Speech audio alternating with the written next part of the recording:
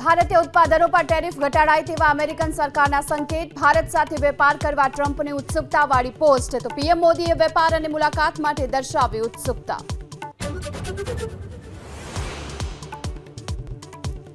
વરસાદના વિરામ બાદ સાબરકાંઠા અને મહેસાણામાં વહેલી સવારથી ધુમ્મસભર્યું વાતાવરણ. વિઝિબિલિટીમાં ઘટાડો થતા વાહન ચાલકોને હેડલાઇટ ચાલુ રાખવાની પડી ફરજ.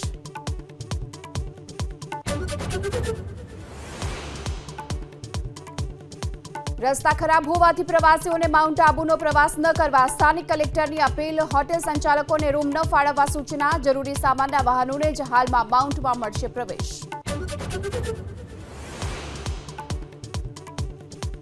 ખેડા જિલ્લા સહકારી દૂધ ઉત્પાદક સંઘના નિયામક મંડળની આજે ચૂંટણી. 8 વિભાગ અને 1 વ્યક્તિગત બેઠક માટે થોડી વારમાં શરૂ થશે મતદાન. 12 સપ્ટેમ્બરે મતગણતરી.